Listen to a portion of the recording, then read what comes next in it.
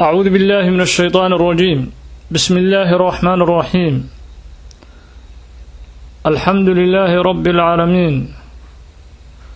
وصلى اللهم وسلم وبارك على سيدنا محمد وعلى آله وصحابته الكرام أجمعين. نحمده ونستعينه ونستغفره ونستهديه ونتوكل عليه ونعوذ بالله من شرور أنفسنا ومن سيئات أعمالنا، إنه من يهده الله فلا مضل له ومن يضلل فلا هادي له، وأشهد أن لا إله إلا الله وحده لا شريك له، وأشهد أن سيدنا ونبينا محمدا عبد الله ورسوله صفيه وخليله، وبعد. ولا ليال وكوية تبنكي جماد الأولى كنا فربقلي صدن يكوى تاريخ هجري، ونمالين أحدا وحاولين نصعد سلسلة هني محاضرة إن شاء الله تعالى. هذه إلهي نوافجيه وحنكو قادن دونا موضوع مقعيس وياهي الثبات عند الممات. الثبات عند الممات، qofku inuu sugnaado marka uu geeriyoonayo oo adduunyadan uu ka baxayo ee noloshii aan dhamaanayn ee aakhiro uu wajahayo oo wajiga uu saarayo nolosha cusub, inuu si deganaansho ah oo xasilooni ah oo u sugnaado kuna dadaalo ilaahayna subxaanahu wa tacaala uu ka baryo inuu ilaahay tawxiidka uu ku dilo oo erayga ugu dambeeya markuu adduunyadan sagootinayo uu noqdo laa ilaaha ila allah muhammadun rasuulullah. haddaba mowduucan athabaat cinda almamaat waxaan uga hadli doonaa marka hore manaahijta keeni karta ama asbaabta keeni karta qofku inuu sugnaado oo u deganaado marka uu dhimanayo naftu ay ka baxayso, iyo asbaabta keeni karta qofku inuu walwalo oo uu walaaco tawxiidkuna uu gafo su'ul khaatimana uu ku dhinto. waxaana kaloo mowduucan aan uga hadli doonaa insha allahu tacaala dad ilaahay subxaanahu wa tacaala uu doortay iyaguna cibaadada ilaahay ridihii ku dadaalay oo namaadij aanu ka soo qaadan doono tusaalooyin dad sugnaaday cinda almamaat. waxaa kaloo namaadij aanu ka soo qaadan doonaa tusaalooyin dad iyaguna khaatimadii ay ka xumaatay markay dhimanayeen oo tawxiidkii uu gafay oo su'ul khaatimo ku dhintay walciyaadu billaah. haddaba walaalayaal, ilaahay subxaanahu wa tacaala waxa uu koonkan uu ku qoray wax nafley ah oo dhan inay dhimanayaan. وكا إلهي قرآن كيسا كيري سبحانه وتعالى كل نفس ذائقة الموت وإنما توفون أجوركم يوم القيامة فمن زحزح عن النار وأدخل الجنة فقد فاز وما الحياة الدنيا إلا متاع الغرور. وحا إلهي سبحانه وتعالى أيضا كل يهي naf walibaahi way dhimanaysa waxayna dhadhamin doontaa geerida. qof walbana waxa uu shaqaystay iyo ajirkiisii waa loo oofin doonaa iyadoon laga nusqaaminaynin. qofkii naarta laga fogeeyo ee jannada la geliyo qofka ayaa liibaanay buu yidhi alle subxaanahu wa tacaala. aayad kale ilaahay wuxuu ku leeyahay kullu man calayha faan ويبقى وجه ربك ذو الجلال والإكرام. waxa ardadan dusheeda saaran guud ahaanba way dhimanayaan, waxaana ifkan ku soo haraya ilaahay subxaanahu wa tacaala. haddaba maadaama aayadahaasoo dhan ayna tusinayaan oo qof hadda arrinkaa ka shakisanayna uusan jirin, qof walba ah inuu wakhtigiisa uu sugahayo adduunyadanna uu ku leeyahay maalmo xisaaban oo kooban oo marnaba aadan gafaynin dhimasho, waxaa loo baahan yahay saacad walba iyo daqiiqad walba iyo wakhti walba inaad diyaargarow ugu jirto geerida waxa ka dambeeya si ay kuugu hagaagi lahaa oo ilaahay la kulankiisa subxaanahu wa tacaala iyo sakaraadka mawdka iyo qabriga arrimahaas oo dhan sida ay kuugu hagaagi lahaayeen nolol wanaagsanna aad ugu noolaan lahayd geerida waxa ka dambeeya ilaahay ridihiisana aad ku heli lahayd waa inaad arrinkaas aad ku dadaasho inta aysan fursadu aysan kaa tegin waxaa marka jirta asbaab keenaysa qofku inuu deganaado tawxiidkana uu waafaqo marka uu dhimanayo kelimada xaqaana ilaahay subxaanahu wa tacaala uu waafajiyo asbaabta ugu horeysa waxaa ka mid ah kow horta marka ugu horeysa qofku inuu badiyo ducada uu badiyo oo mar walba markuu ducaysanayo uu ducadiisa uu badiyo ilaahay subxaanahu wa tacaala inuu sugo markuu geeriyoonayo oo arrinkaas uu aad uga murgo li'annahu dadka mu'miniinta ilaahay subxaanahu wa tacaala wuxuu ku ammaanay in ay ku ducaystaan ilaahay marka uu oofsanayo in ilaahay si wanaagsan uu ku dilo oo khaatimo wanaagsan uu ku dilo oo ilaahay subxaanahu wa tacaala ayagoo faraxsan oo ilaahayna raadi uu ka yahay ilaahay uu oofsado taa unbay ku ducaystaan dadka mu'miniinta taasuu ilaahay kitaabkiisa ku ammaanay waxaa ilaahay qur-aanka uu ku leeyahay dadka mu'miniinta dacwaadkooda waxaa ka mid ah rabbanaa inana samicnaa munaadiyan yunaadii liliimaan أن آمنوا بربكم فآمنا ربنا فاغفر لنا ذنوبنا وكفر عنا سيئاتنا وتوفنا مع الأبرار وحيدتك مؤمنين تيراهان ربينيو وحانو مقلني قف نوغو باقها يا إيمانك وانو رميني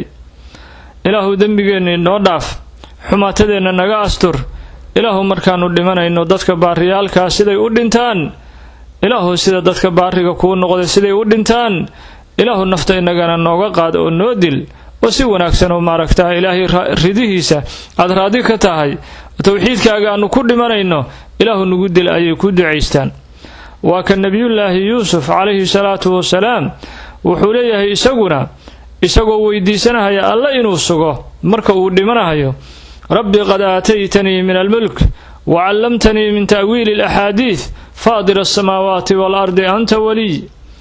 أنت ولي في الدنيا والآخرة توفني مسلما وألحقني بالصالحين وحوير نبي الله يوسف إله أدقى ولي الدنيا آخرة إله أنيقو مسلما نفت إيقاد دتك وناكسن إهاليشي مركا عن لمناهيو سلاسو ماركتاهي أي كد عيستان dadka ilaahay subxaanahu wa tacaala uu doortay kana murgahaya noloshooda aakhiro iyo ilaahay ridihiisa si ay u gaaraan waxaa kaloo ka mid ah cawaamilu thabaat cinda almamaat waxyaalaha sababka u ah qofku inuu sugnaado marka uu dhimanayo